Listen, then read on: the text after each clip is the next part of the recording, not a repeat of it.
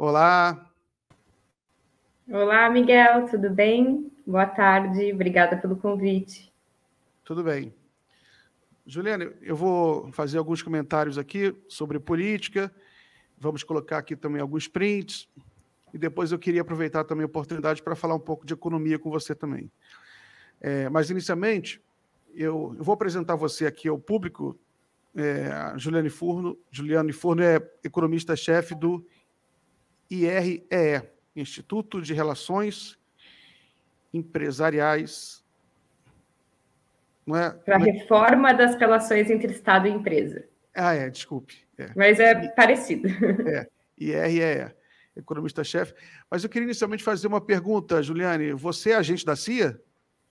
Não, eu acharia bastante esquisito que eu fosse o agente da CIA, inclusive pela forma, inclusive, que a gente pode conversar depois por esses casos de lawfare, o quanto o tema do imperialismo, inclusive, tem sido o principal tema que norteia os meus próprios debates sobre Lava Jato, sobre indústria no Brasil. Seria bastante curioso que a CIA financiasse, inclusive, uma pessoa que vai lançar um livro, se me permite um spoiler, em março sobre imperialismo. Seria bastante curioso, né? Inclusive, se a CIA me financiasse, gostaria que fizesse em dólar, inclusive, porque meu bolso agradeceria, mas não, essas são mais algumas fake news, infelizmente, arrogadas aí pela esquerda, que, enfim, não sei a que se prestam, né, mas que acabam gerando aí um tumulto. É bom poder esclarecer. Obrigada pela oportunidade, não sou financiada pela CIA. Deixa eu explicar para quem não entendeu, então, a brincadeira. É porque o PCO ele publicou um artigo dizendo que o Guilherme Boulos era agente da CIA, esse é o título do artigo, e a explicação é que o Boulos ele dá aulas no Instituto, no IREE, e o Instituto seria ligado à CIA. É uma acusação, evidentemente, sem pé nem cabeça, né? Mas como a Juliana é economista-chefe, então, se o Boulos está assim, então ela tem o cargo graduado da inteligência americana. Mas não faz sentido. Juliana, eu vou inicialmente... que bom que você tocou nesse assunto aí do lawfare, porque a gente vai inicialmente discutir um pouco isso. Guilherme, coloca a notícia da operação de hoje, isso. Aí, hoje pela manhã, essa foi a notícia principal da manhã, né? Vou até ler aqui. O senador Cid Gomes e o ex-governador e candidato a presidente Ciro Gomes são alvos de operação da Polícia Federal, que investiga a suspeita de fraudes nas obras do Estádio Castelão, entre 2010 e 2013, para a Copa do Mundo 2014. Na época, Cid era governador do Ceará, os dois são alvos de buscas. Em publicação nas redes sociais, Ciro negou envolvimento com corrupção e atribuiu à operação a tentativa do governo Jair Bolsonaro de atingir a pré-candidatura dele, Ciro, a presidente. Outro dos irmãos Lúcio Gomes, secretário da Infraestrutura, também é citado. Tá bom, Guilherme, tá bom.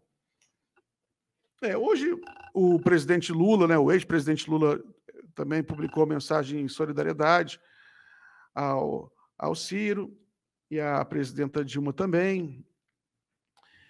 E agora, uma coisa que ficou um pouco chata é que porque o próprio Ciro, numa entrevista com o Datena, ele chamou o ex-presidente Lula de assaltante, né? É uma coisa que ele mesmo acabou que ele acabou se enrolando muito nas entrevistas hoje, porque os repórteres todos perguntaram a ele, mencionaram a mensagem do ex-presidente Lula, e o Ciro, ele elogiava o Lula, e o repórter confrontava: mas você chama o Lula de ladrão? Ele falou: não, nunca chamei o Lula de ladrão, mas ele chamou o Lula de assaltante, que também é a mesma coisa, e ele tem também acusado o Lula de corruptor, o maior corruptor da história do Brasil, né? Enfim, eu acho que essa questão do lawfare é fundamental, Juliane, e também envolve a questão econômica, né? Você também acompanhou muito isso, trabalhando lá no IRE, o Valfrido Vardi, ele escreveu um livro sobre isso, né? Eu li o livro dele, um livro sobre corrupção, até entrevistei o Valfrido também. O prejuízo causado pelo lawfare à economia brasileira foi muito grande, e além do prejuízo ao sistema político, né? Essa operação no Ceará, ela é derivada da Lava Jato, né? Que hoje, ao longo do dia, eu fui apurando, é uma operação derivada da Lava Jato. E, enfim, você quer comentar alguma coisa sobre isso, Juliane? Pode ser. Veja, acho que tem várias imbricações econômicas nesse caso. E retomo, inclusive, até como eu abri aqui a minha fala inicial, que eu acho que o tema, olhar isso sobre o prisma das relações internacionais e do imperialismo, nos ajuda, né? Ainda que esse conceito tenha passado por várias reformulações e paradoxalmente, desde os anos 80 e dos anos 90, né, um período em que mais se acirraram as desigualdades a níveis globais e que mais o Brasil e a América Latina sofreram os efeitos de decisões imperiais, né, desde a crise da dívida, que é fruto de uma decisão unilateral imperialista dos Estados Unidos com relação ao novo padrão de política monetária, enfim, né, são tentativas de enquadramento dos demais países à política retomada da hegemonia norte-americana. É paradoxalmente o período em que esse tema mais entra em refluxo na esquerda brasileira, nas produções acadêmicas, e vai retomar, né, ao centro da pauta nos anos 90, justamente com um livro chamado Império, que é uma tentativa de descaracterizar a existência do imperialismo como um fenômeno ainda válido para interpretar as relações políticas e econômicas, né, como se o imperialismo fosse aquilo análogo a um tipo de desenvolvimento do capitalismo da era moderna, e que a era pós-moderna que a gente vive hoje seria uma era dos grandes impérios, em que a soberania nacional já não repousa mais em fronteiras nacionais e que as grandes empresas teriam surrupiado um pouco o poder dos estados nacionais de controlarem as decisões a níveis globais, né?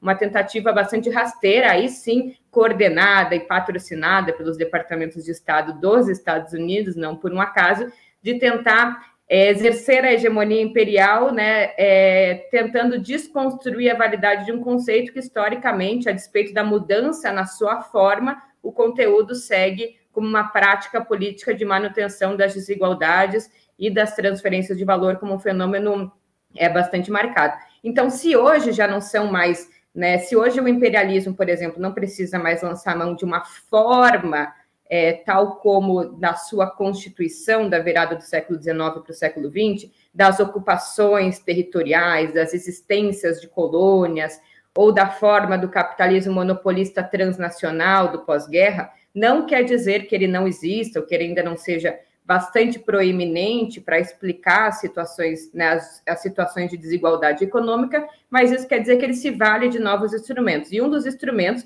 que não é teoria da conspiração, porque isso está selado em documentos do Departamento de Estado americano, né, basta acessá-los, são públicos, é o tema da corrupção. Então, veja a forma como o próprio Estados Unidos identifica que vai não só enquadrar parceiros e aliados, mas, sobretudo, governos não alinhados aos Estados Unidos, né, e ao seu poder ditatorial, sobretudo governos progressistas de caráter nacionalista, através dessas formas híbridas, especialmente o tema da corrupção, e não à toa, não só está presente no Brasil, mas na Argentina e em outros países que passaram por governos progressistas. E isso, veja, Miguel, está muito ligado também com um tema que é bastante presente na vocação um pouco política do próprio Ciro Gomes e do PDT, que é essa vocação, esse compromisso com projetos nacionais de desenvolvimento que necessariamente, né, demandam um esforço, um estímulo de reconstrução de uma indústria nacional,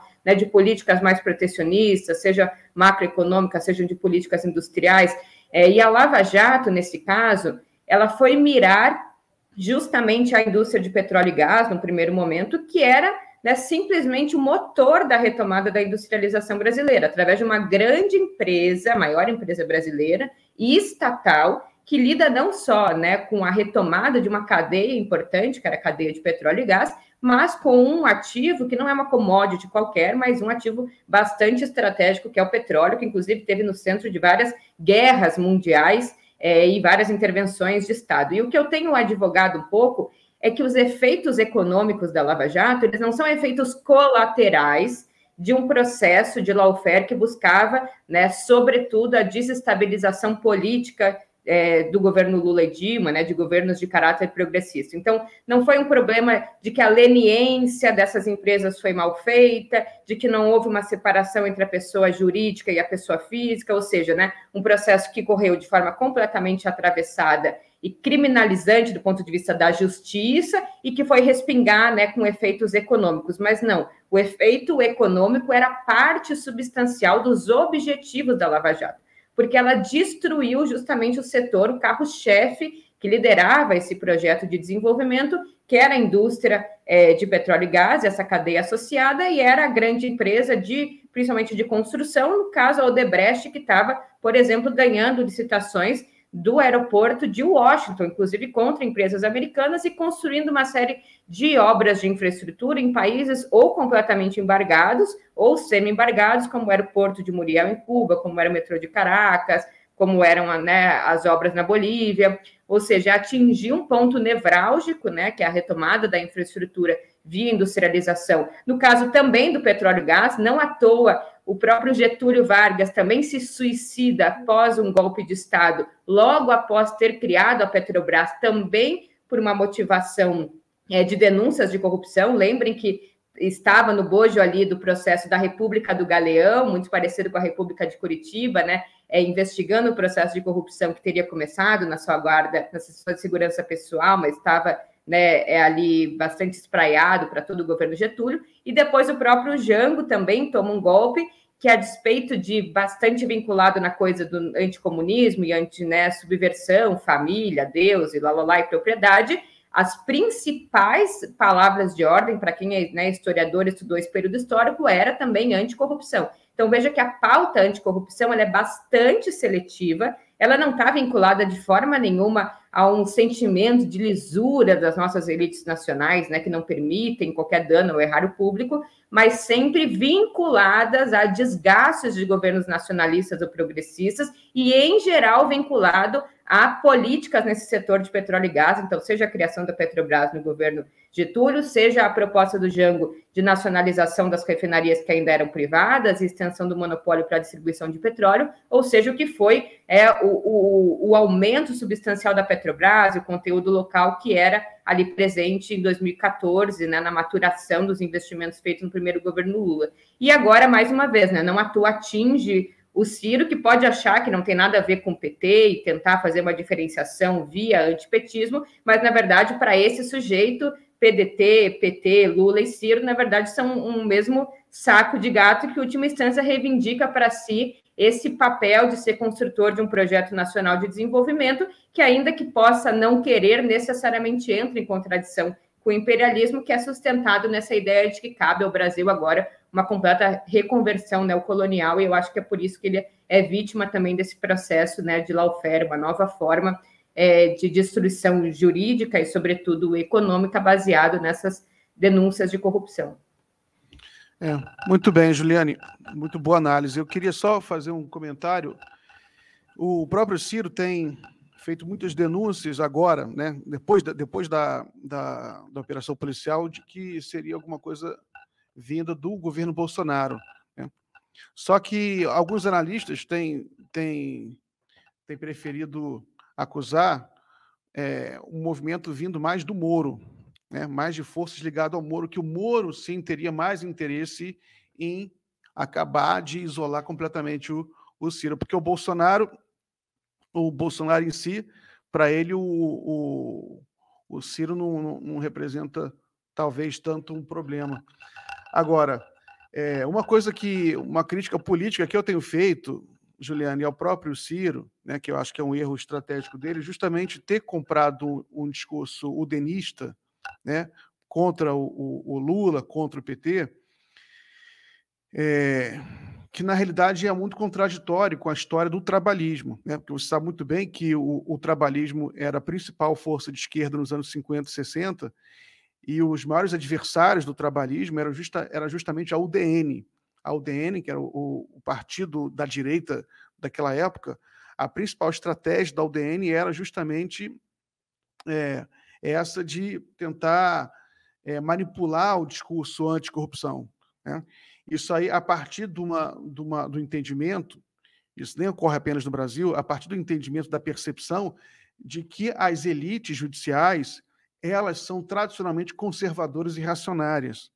Então, você tem já uma certa proximidade política entre esses estamentos, né, judiciais, com alguns interesses políticos conservadores, que é o que a gente viu na Lava Jato. Na Lava Jato ficou bem claro isso. Juliane, eu recentemente fiz uma reportagem com base em alguns diálogos da Operação Spoofing, que eu tive acesso, alguns diálogos inéditos, e eu fiquei chocado particularmente com uma coisa, que é a tal Fundação Lava Jato, né, que alguns chamam de Fundação Dallagnol, né, que é aquele negócio. Eu fui pesquisar mais a fundo e tudo. Tem um áudio do Dallagnol que é inacreditável, em que ele admite que é difícil processar a Petrobras e multar a Petrobras, por causa que as leis brasileiras, elas protegem a Petrobras, e a Petrobras, naquele caso da Lava Jato, mesmo com toda a manipulação, é considerada uma vítima.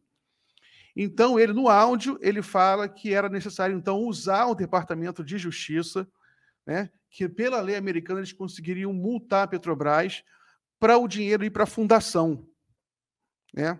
Fundação e a Petrobras, de fato, ela paga o equivalente em dólar, que se fosse convertido para reais de hoje, seria em torno de 4 bilhões de reais, ou seja, maior que toda a verba de campanha de todos os partidos brasileiros para 2022, e o Ministério Público e os membros do Ministério Público do Paraná teriam assento nessa fundação, né?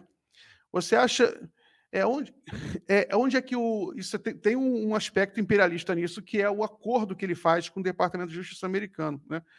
Aí eu queria só saber a sua opinião sobre isso.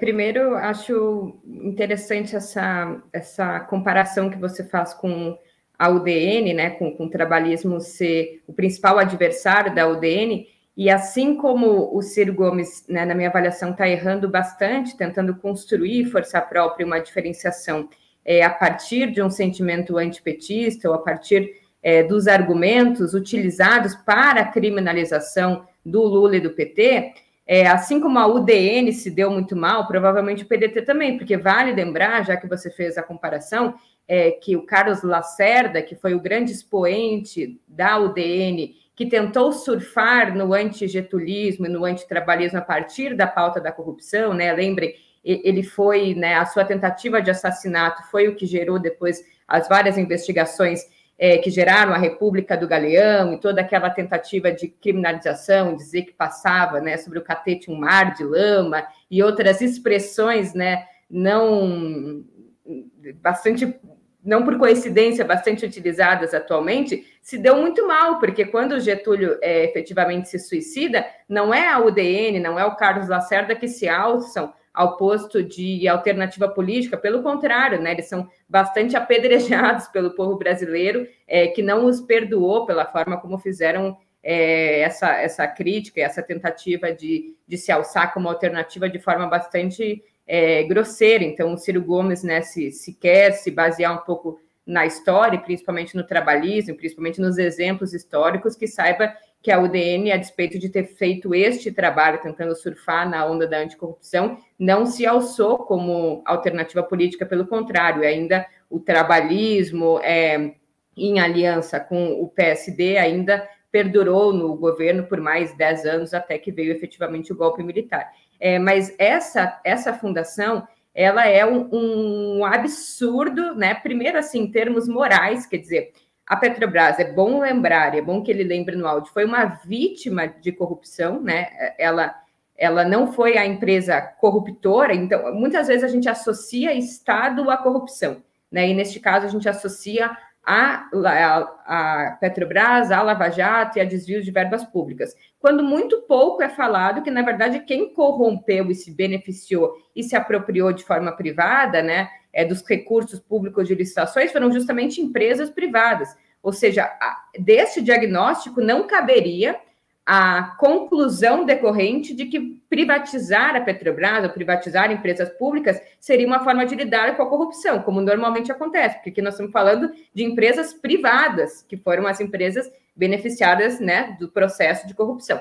Mas, enfim, passando isso, é bom lembrar que toda a estimativa, né, do total, então, que teria sido superfaturado, né, nos contratos, que a partir das delações premiadas teria sido algo em torno de 2% a 3%, né, pago a mais por cada contrato a partir de 2012. Então, a Petrobras fez uma estimativa de quanto teria sido o total, né, gasto em corrupção, qual teria sido a soma da corrupção total da Lava Jato. Isso deu um total de 6 bilhões de reais. Nossa, é dinheiro demais, né? Mas se a gente compara que o dano econômico destes 2 anos, né, pós-operação Lava Jato, no que tange a empregos formais, a empregos informais, decorrentes da própria opção que a Petrobras fez de reduzir o seu nível de investimento como forma de lidar com a corrupção, uma opção que, diga-se de passagem, nenhuma empresa fez, porque as empresas privadas de petróleo, inclusive pelo próprio tipo de mercado, que é o mercado de petróleo no mundo, é por excelência um mercado onde reina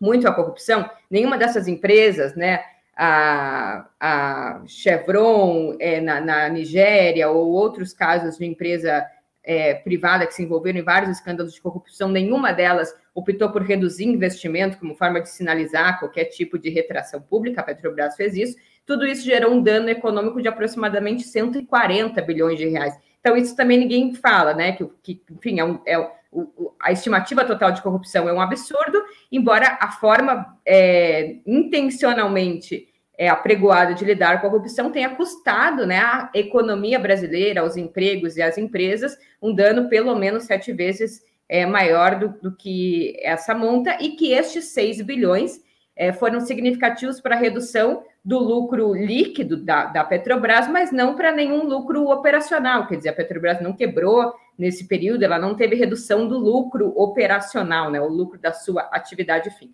Mas, enfim, a criação dessa fundação, na medida em que a Petrobras, na verdade, esse dinheiro recuperado da corrupção não volta ao Estado brasileiro, ou não volta à Petrobras, principalmente com um carimbo específico de que, então, esse dinheiro vai ser utilizado para aumentar investimento, qualquer coisa que sirva para ganhos futuros da sociedade, não para despesa corrente, é uma afronta à sociedade brasileira, ou seja, é mais um processo de corrupção, mesmo que seja um processo de corrupção legalizado pelas instituições brasileiras, porque você se apropria mais uma vez de um recurso público, né, que foi retirado dos cofres da Petrobras mais uma vez, para uma apropriação privada, porque uma fundação é uma empresa, é uma fundação de direito privado que vai definir em caráter privado onde vai ser alocado esse recurso, que não importa se vai ser para programas de combate à corrupção, porque essas podem não ser as demandas que a sociedade brasileira, né, através dos seus governos ou através das suas empresas públicas, definiram como prioridades nesse período. E é bom que você, né, lembrou isso tudo amparado sobre o guarda-chuva das agências de inteligência americana, que tem interesse, obviamente, em constituir braços, né, institucionais e braços como fundações que gerem também ideologicamente e que precisam de financiamento um tipo de pensamento, de instituição, de formação de lideranças que vão estar coadunadas com esse pensamento. Juliane, o negócio o buraco é mais embaixo, porque nas conversas reveladas, é porque a Petrobras ela tomou 2 multas dos Estados Unidos. 2. Uma multa foi a multa de equivalente a mais ou menos 10 bilhões de reais na época. Hoje deve ser equivalente... não, eu fiz essa atualização. Hoje seria equivalente a 16 bilhões de reais, né? Foi a primeira multa que a Petrobras tomou para pagar acionistas americanos por conta de supostos prejuízos que a Petrobras teria dado, né? Agora, essa multa de 16 bilhões de reais, a Lava Jato ajudou a justiça, ela instrumentalizou a justiça americana para aplicar essa multa na Petrobras, num conchavo para que houvesse uma segunda multa, que essa viria para o Brasil, para a Fundação Lava Jato. Você vê, então, que foi um assalto de grandes proporções, né? Equivalente, soma aí 16 bilhões de reais mais 4 bilhões de reais, 20 bilhões de reais, né? Ou seja, mais de 3 vezes o que eles dizem que toda a corrupção da Lava Jato na Petrobras, eles queriam roubar, eles ajudaram a tirar da Petrobras. Né? Isso por parte de membros do Estado brasileiro. Membros do Estado brasileiro instrumentalizando o governo estrangeiro a assaltar uma estatal. Né? Isso aí é inacreditável que eles fizeram. E o negócio, Juliane, que eu pesquisei muito sobre esse prejuízo de 6 bilhões que a Petrobras teria tomado corrupção, isso é um cálculo de padaria, né? Porque um delator falou que teria 1%, teria 1% de corrupção nas obras, eles simplesmente pegaram todas as obras da Petrobras e botaram 1%, sem fazer investigação particular se efetivamente uma obra ou outra não teria esse tal de 1%. Ou seja, pode até ser mais, pode não ser muito menos. Então, uma coisa, conta de padaria que fizeram, por pressão, inclusive, de uma consultora americana. Né? E você vê o grau de cara de pau, por exemplo, do Sérgio Moro, que o Sérgio Moro ele vai trabalhar numa consultora americana que vai gerir a massa falida da Odebrecht.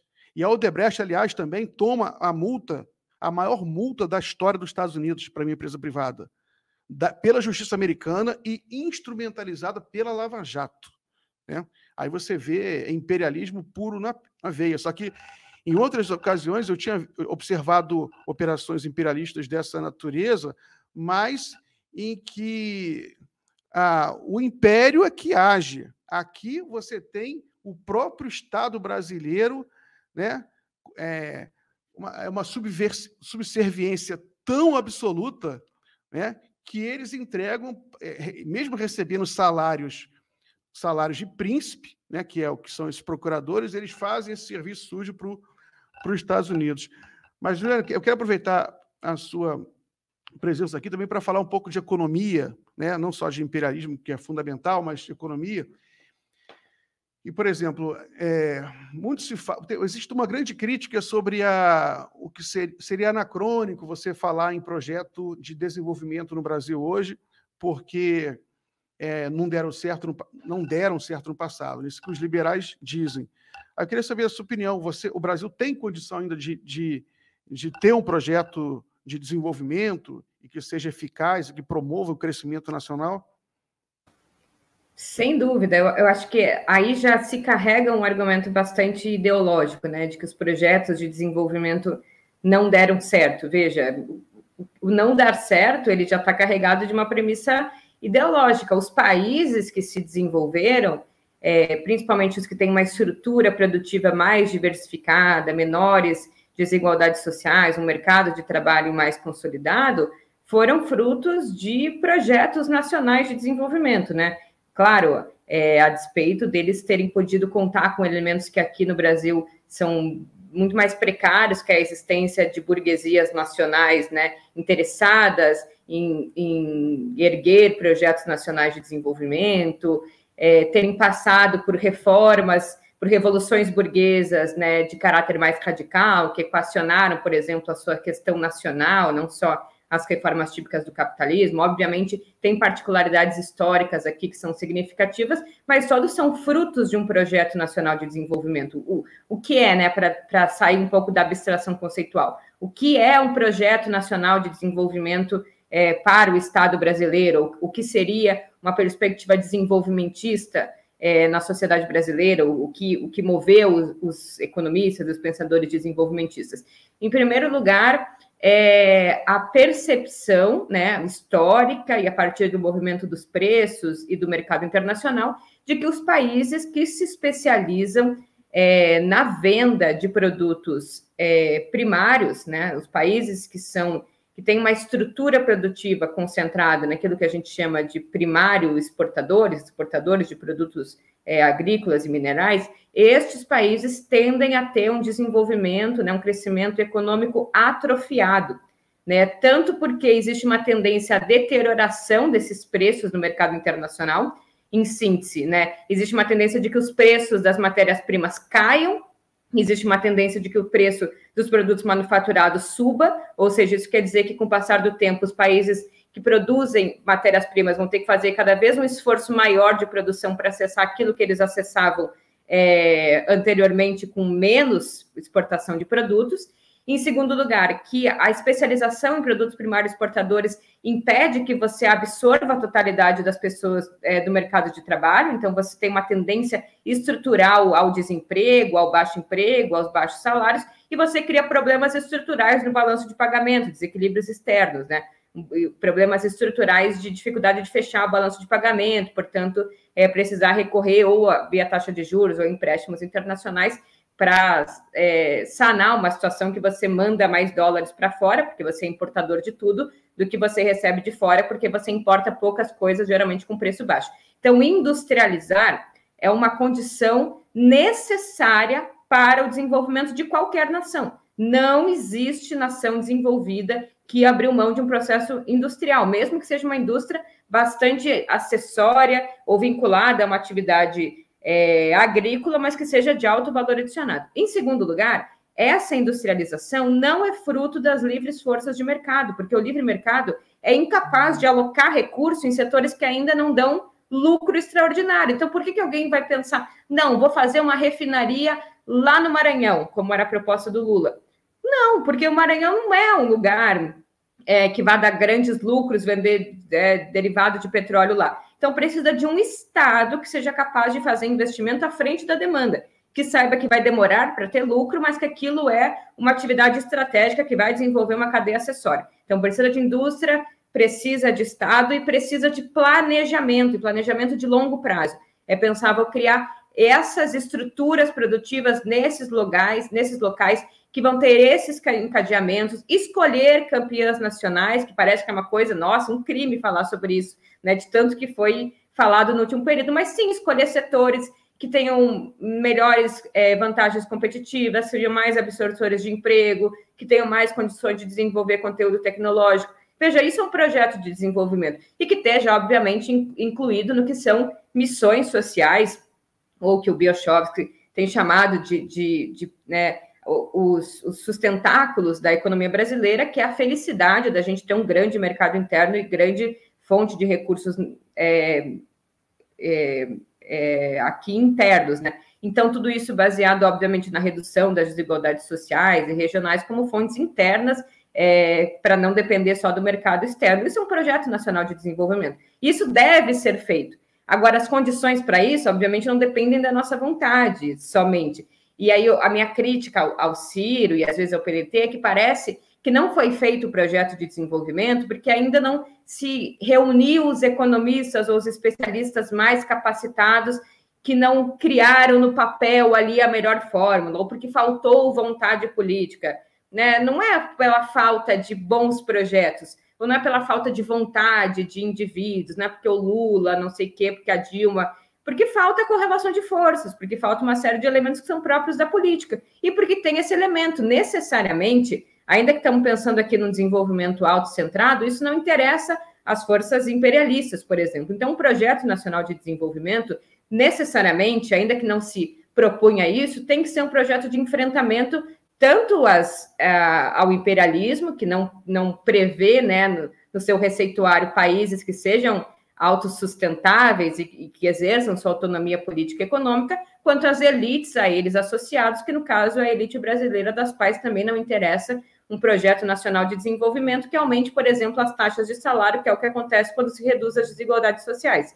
Então, aqui o fenômeno se explica pela própria luta de classes. Então, não se executa ou não acontece um projeto nacional de desenvolvimento, não que a taxa de câmbio não está no lugar certo, né? Vocês falam, o câmbio não está ali. Claro que o câmbio é importante, o juro é importante, mas, em última instância, é pressão política, é luta de classe, é capacidade de impor maioria política, e isso não é um presidente, o Ciro é muito legal porque ele vai fazer isso, porque não é isso, aqui é capacidade de mobilização da sociedade. Claro que precisamos de um projeto, mas precisamos de força política, eu acho que é isso que é essencial para ser concretizado, e força política depende de mobilização da sociedade, de correlação de forças, de capacidade de sustentação. Veja, por muito menos o governo Dilma levou um golpe, né? E é muito difícil equacionar essas duas coisas, porque, claro, não entendam mal. Não, eu adoro a democracia, mas a gente tem uma situação, por exemplo, muito diferente da ditadura militar, quando conseguiu fazer um bloco de investimentos, ou pelo menos da situação chinesa, em que não existe essa dinâmica de curto prazo que nos é bastante impositiva, ou seja, o fato de haver eleições em 4 anos faz com que existe uma dificuldade de pensar projeto de longo prazo, você não matura um setor industrial inteiro em 4 anos. Então, você tem dificuldade, inclusive, de demonstrar elementos que você precisa equacionalizar com questões de curto prazo, né? Então, o governo Lula, por exemplo, resolveu vários elementos da política econômica pelo lado da demanda e pelo lado do consumo, que foram muito importantes, mas aí o governo Dilma, quando foi corrigir pelo lado da estrutura produtiva, que teve que desvalorizar o câmbio, que teve que fazer uma série de desonerações, em alguma medida acreditando que o setor privado ia dar conta daquele período, os salários passaram a ficar menores em termos reais, porque a inflação cresceu, porque o câmbio desvalorizou, era uma coisa importante, mas você já sente a pressão nas urnas e isso, enfim, viabiliza um projeto. Então, são várias questões aqui, não teria uma síntese, mas eu acho que não só é válido, como é necessário. O único caminho do desenvolvimento passa por coordenação do Estado, passa por indústria e passa por um projeto que alie estrutura produtiva com redução das desigualdades. Muito bem, Juliane. Tem um superchat aqui do Daniel Bosco de Melo. Aí você pode colocar aí na tela, então, Guilherme. Muito bom o canal da Juliane. Lula sim, picolé de chuchu não. É isso aí, Daniel. Obrigado. Pessoal, é muito importante que vocês deixem superchats e também que assinem um canal da Fórum para a gente sustentar o jornalismo independente. Agradeço muito cada assinatura, cada um que se torne membro. A gente já tem um companheiro aqui na sala, que é o Darlan. Juliane, combinei com você pode ficar até 6 horas comigo aqui. A gente fica nesse período até 6 horas com mais um companheiro, que é o Darlan Montenegro. Ele é meu amigo. Ah, que bom que você conhece. Pode colocar na sala aí o Darlan. Oi, Ju. Oi, Darlan. Ju, só assim para a gente se encontrar, né? Pois é, né? Só virtual. Darlan, a Juliane falou uma coisa interessante agora sobre a questão do projeto, né? O Ciro fala muito, que bate muito no peito, eu tenho um projeto, só eu tenho um projeto, sou o único que tem um projeto. Só que uma coisa que eu tenho pensado, Darlan, quero ver o que você acha, é que projeto, primeiramente, né? Projeto tem que ser debatido na sociedade. Não adianta eu ter o meu projeto de coração, né, e você não ter um projeto debatido na sociedade. Inclusive, tem uma fala do Brizola que eu vi agora recentemente, que ele fala isso. Ele zoa. Tem gente que chega com um livrinho e fala... Ele fala exatamente isso. Tem gente que fala com um livrinho e fala, eu tenho um projeto aqui. O projeto tem que ser... E o Brizola falando, o projeto tem que ser debatido na sociedade, até porque a sociedade é que vai implementar esse projeto, que vai defender esse projeto, né? E o segundo ponto, Darlan, é que o projeto não é só econômico, o projeto ele requer também um arcabouço político. Como é que você vai politicamente, né, amarrar esse projeto? Se você não consegue, e dentre esse cálculo político, tem inclusive eleição, você tem que saber como é que você vai se eleger também, né? Um projeto que não considera a questão eleitoral, como é que eu vou me eleger. Eu vejo muitas vezes uns amigos ciristas falando, não importa se ganhar, não importa, eu vou defender um projeto. Bom, mas aí é importante você levar em consideração a questão eleitoral, a questão da tomada de poder, senão você não está levando a sério a luta de classe. Bem-vindo, Darlan, o que você acha disso? Bom, em primeiro lugar, boa tarde, Juliane, boa tarde, Miguel. Eu agradeço o convite para participar da conversa aqui com vocês. Eu e Juliano estamos tendo uma semana agitada, né, Juliano? E assim, eu vou ser muito honesto com vocês. Assim, tipo, quando eu vi a manchete hoje de manhã da invasão, né, da perseguição ao Ciro, eu ri, juro, assim, sem nenhuma hipocrisia, eu ri. Porque loferno dos outros é refresco, né? Assim, aí... O problema não é o Ciro ser adversário, o Ciro ser diferente do Lula. Assim, eu já tive em diversos momentos em lados muito diferentes, sempre dentro da esquerda. Já critiquei muito o Lula, já defendi muito o Lula. O que importa não é isso. O que importa é que o Ciro ele aderiu ao lawfare, né? Assim, o Ciro, nos últimos anos, ele é partícipe da perseguição judiciária ao Lula e à esquerda de uma maneira geral. Ele aderiu a esse negócio. E agora ele está sendo alvo disso. Assim. Então, assim, foi um riso, digamos assim, incontível, naquele momento. A primeira coisa que eu fiz foi rir, a segunda coisa que eu fiz foi encaminhar a notícia para o Miguel, e aí o Miguel já mostrou que já tinha até escrito sobre o assunto. Esse negócio de projeto é um negócio curioso, eu já tive a oportunidade de conversar isso com o Miguel antes. Assim, o PT fez ótimos projetos de governo, né? Excelentes programas de governo.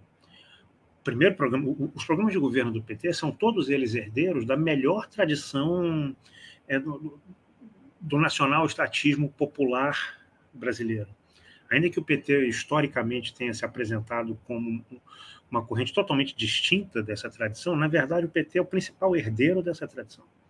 Mais do que qualquer outro partido, o PT foi o grande herdeiro. O brizolismo poderia ter sido, se o Brizola tivesse ido para o segundo turno em 89, e ele não foi por um pedacinho de pentelho, se vocês me permitem a má palavra, foi por muito pouco que ele não foi. Se ele tivesse ido para o segundo turno, a história poderia ter sido muito diferente, e ele poderia ter seguido sendo o herdeiro, que ele de fato era dessa tradição naquele momento, mas quem virou esse herdeiro foi o PT. Reforma agrária, vamos lembrar que quem coordenou o programa de governo da segunda campanha do Lula em 94 foi César Benjamin, figura inclusive, né?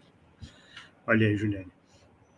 Então, quem coordenou foi o Cezinha Benjamin, esse mercado interno e tal, não sei o quê. O programa de governo com o qual o PT ganhou a eleição em 2002 tinha até Paranifo. Paranifo era o Celso Furtado. Esse programa é um negócio, todo mundo pode ter o programa. Como costumam dizer por aí, o papel aceita qualquer coisa, né? Você pode botar qualquer coisa no papel. Um programa ele só vira algo concreto quando ele vira força social. Se ele não tiver força social, ele não é um programa de fato. Ele é só um conjunto de ideias. E o mito do candidato preparado é isso, é um mito. Não é nada além de um mito.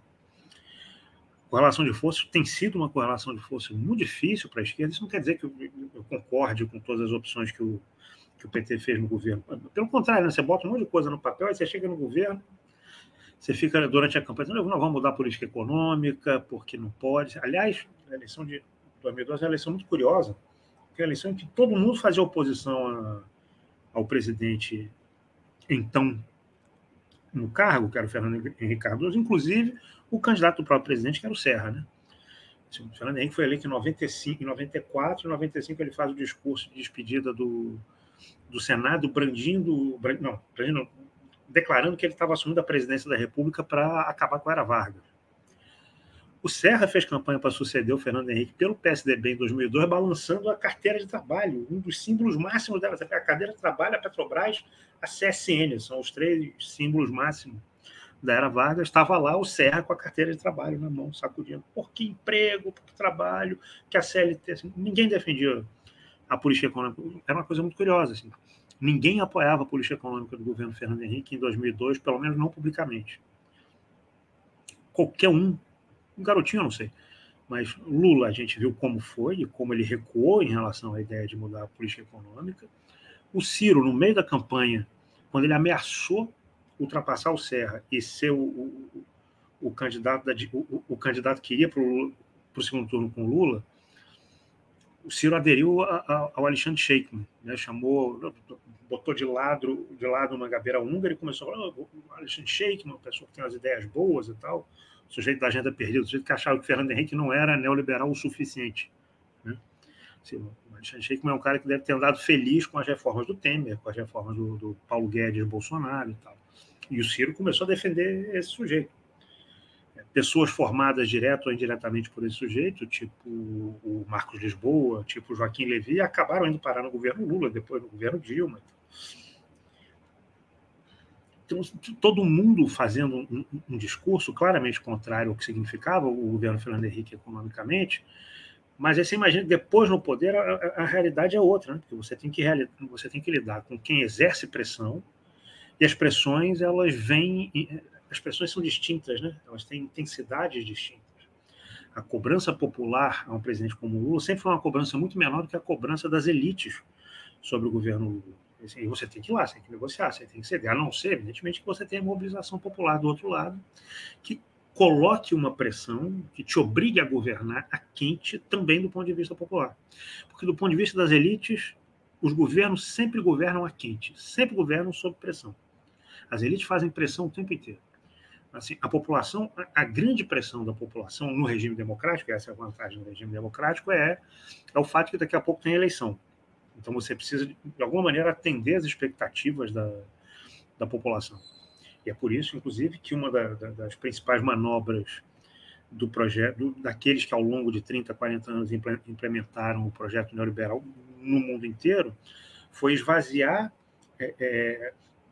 centros de decisão que estavam submetidos à vontade popular de alguma maneira, né? Tipo, vamos isolar o Banco Central aqui, vamos levar a política comercial para a Organização Mundial do Comércio, vamos tirar esse negócio do alcance da eleição, porque senão o cara ele é populista, vai querer atender esse pessoal que quer emprego, vai atender esse pessoal que quer salário, populismo, essa coisa horrorosa, não sei o que é salário, emprego, essas coisas, porque ele quer ganhar a eleição.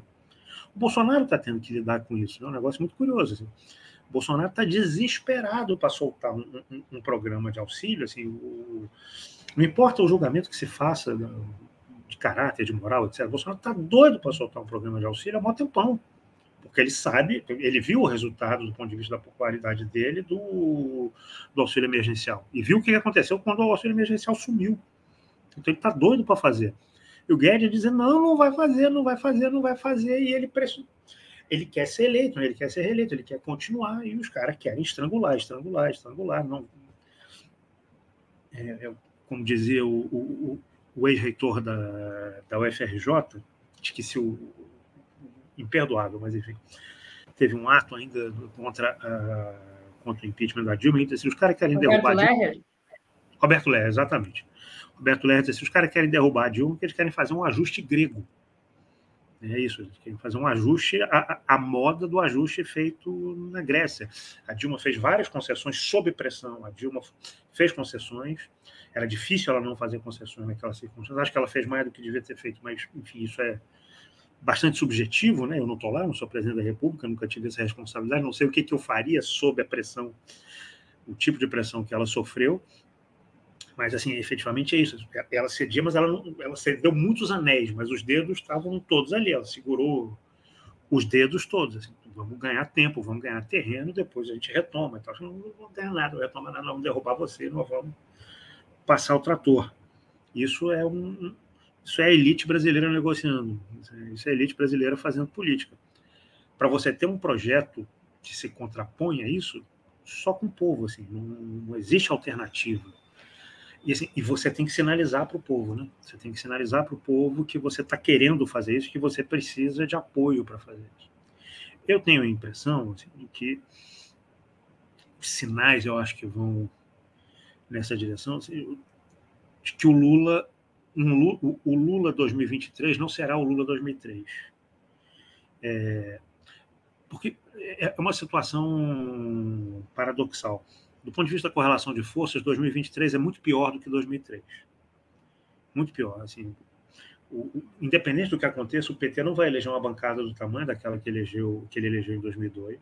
Uma bancada gigantesca, 110 deputados, era um negócio monstruoso. A bancada do PT. O PT não vai eleger isso. O Lula não será mais um presidente em início de trajetória, com uma certa avenida aberta, pelo contrário. Ele não será, com certeza, o presidente de 2010, que tinha 85% de aprovação. A resistência ao nome dele, depois de 10 anos de lawfare, mais de 10 anos de lawfare, né? Desde o mensalão até a prisão do Lula em 2018, são mais de 10 anos de lawfare e de campanha midiática, né? Construindo a imagem do Lula bandido, etc. Ele não vai ter esses 85% de aprovação. E em condições melhores, ele adotou um governo muito moderado do ponto de vista econômico. Eu acho que, mesmo, apesar e talvez por causa do fato de que as condições em 2023 tendem a ser piores ainda em termos de apoio, eu acho que não restará ao Lula alternativa a não ser fugir para frente. É a fuga na direção de um projeto tipo Biden, talvez. Um projeto que deposite no Estado algum tipo de responsabilidade de investimento, de gasto, etc., para gerar emprego, para botar a economia para girar, em alguma medida assim. E acho difícil os caras, depois de todo o desgaste que eles sofreram, de todo tipo de pressão que eles fizeram sobre o PT nesse momento, nesse último período, eles resistirem de maneira tão eficaz quanto foi a pressão deles nesses últimos anos, a um projeto desse tipo. porque eu acho que um projeto desse tipo pode ter a cara de um projeto de união nacional.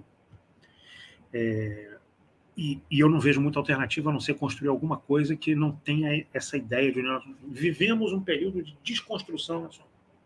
Isso que nós estamos passando ainda, espero que não estejamos mais passando em 2023, é um período de desconstrução nacional. Então, assim, nós precisamos agora de união nacional, mas a união nacional para desenvolver esse negócio, não é união nacional para botar 4,25% de superávit primário ao ano, como o Palocci fez. 15 segundos, senador. 15 segundos. E para completar, eu queria só comentar o golpe de mestre que o Lula deu nos Ferreira Gomes hoje, quando ele declarou sua solidariedade a Ciro e Cid, né, diante da perseguição da Polícia Federal contra eles. O Lula está bem na política, né? Isso é bom, porque ele andou meio com o fígado falando muito alto um tempo atrás. O fígado dele está mais tranquilo, ele está entrando em velocidade de cruzeiro. Tá bom. Darlan, você vai continuar com a gente mais um pouco. A Juliane, que eu combinei de liberar ela daqui a pouco, queria só ouvir aí um pouco mais ela. Juliane, quais são as suas expectativas para um próximo governo progressista? Olha, eu sou ruim de expectativa, hein? Eu acho que eu sou boa de análise do passado, mas eu erro todas as minhas expectativas. Então, vamos aí errando. Você pode falar o que você espera, né? O que você queria. Não, acho que eu vou dar uma errada ao vivo aqui, que fique gravado, depois a história vai me cobrar. Que o que eu quero, enfim, né? Que eu quero socialismo. Mas, enfim, o que eu quero, que a gente quer, né? Parafraseando Marx aí, a gente faz história, mas não nas condições que a gente escolhe. Então, eu quero fazer política, e fazer política nesse momento histórico exige pensar no que está colocado, né? Como não está colocado a Revolução Socialista agora, está colocado o que a gente pode fazer para esgarçar também esse período na correlação de forças e criar melhores condições para o próprio acúmulo político do nosso campo. Eu acho que, enfim, para mim ainda não está dado que o Lula leva. Eu ainda tenho um certo pessimismo, assim. Eu, como sofri, padeci de muito otimismo no último período, eu acho que eu estou um pouco vacinada, assim.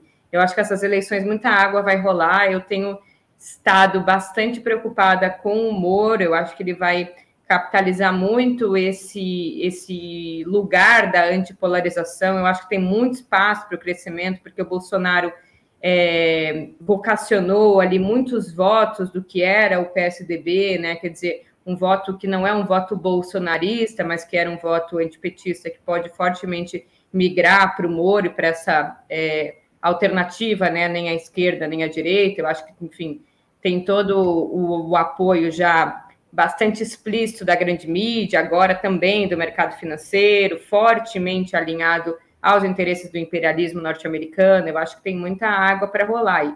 Mas, enfim, eu concordo bastante com o Darlan, né, bastante na análise. Eu acho que ele falou uma coisa que é importante de levar em consideração, que a gente vem passando, desde aqui da grande crise dos anos 70, a própria virada, né, para o neoliberalismo de forma global, um desmonte do Estado e principalmente do esvaziamento dos Estados nacionais na periferia, como uma condição, inclusive, para um novo arranjo político que dá sustentação a essa globalização e a forma de manutenção das desigualdades a níveis globais, né, e da nova forma de dominação imperialista, que é o esvaziamento daquilo que possibilitou que os Estados nacionais periféricos, inclusive, alçassem, experienciassem uma certa autonomia na política econômica, na política de forma geral, que hoje estão mais cerceados.